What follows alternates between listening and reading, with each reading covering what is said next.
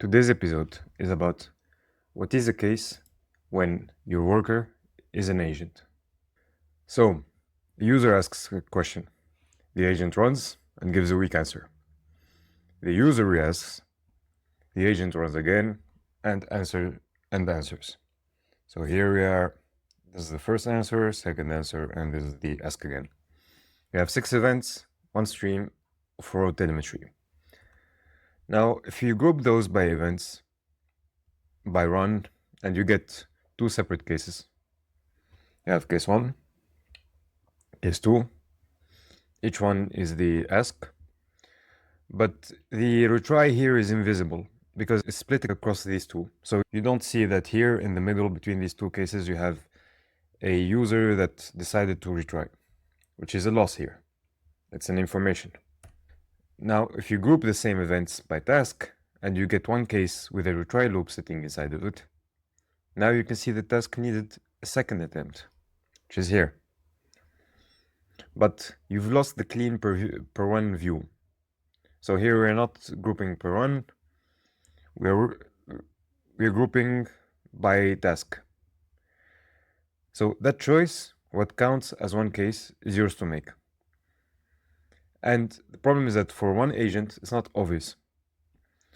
One more thing you need to know. So if you didn't watch the video about event logs that I made already, please watch it. It's on my channel.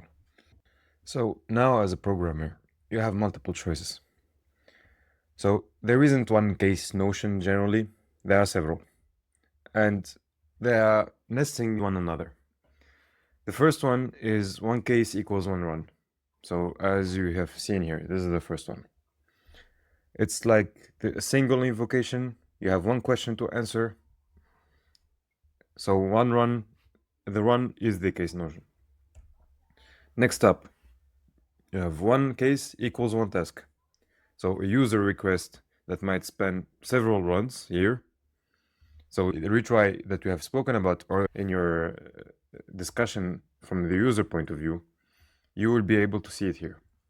After that, 1 case equals 1 conversation. So a whole thread, you have the full discussion, and that's the whole case. So you have many tasks over time. And actually 1 case could even be a single object. So it's 1 tool or the document, which is where all this goes in the next season, but it's a dial you set, not the fact that you're handed here. This is a choice you need to do as a programmer. So there isn't 1 right answer to give here. So here's why the choice is consequential.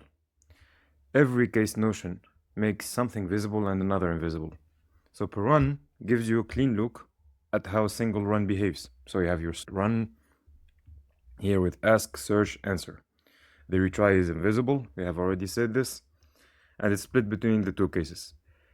Per task surfaces the retry loop and loses the per run detail. A flat event log is only 1 view. That's the thing to remember.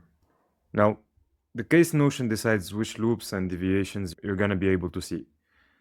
One thing is, you're going to have to be an engineer here. You're going to have to pick the right question. You're going to be a data engineer. You're going to know what's the right question. And what you're going to build is going to depend on that, of course. So, in all of this, if you watched our previous video, we were going to encounter a problem, of course. So, the run ID you captured hands you the run as case notion for free. So if you had already followed our previous episode, you would see that we were to add the run ID, and that hands us our case notion really easily. But if task needs a different identifier, then we would need a task ID that's going to be captured and carried across. And the same goes if you want to have a session ID. So it's a conversation that needs a session ID, also propagated runs. And so it's an ID you didn't capture, is a case notion you can't build later. So all of these considerations that we have in this episode, you're going to have to decide depending on what you have available, and you're going to have to make changes to your own data to make sure that you can have your case notion later on set up in the correct way. So this was all for this episode. Next, episode 8, we're going to talk about the flattening itself, how you take the case notion you just chose, add the chosen activity granularity, and collapse the span tree from episode that we have spoken about in episode 5. And you make them into rows, of course, and a table. Then in episode 9, we're going to validate the log. And that's it for today.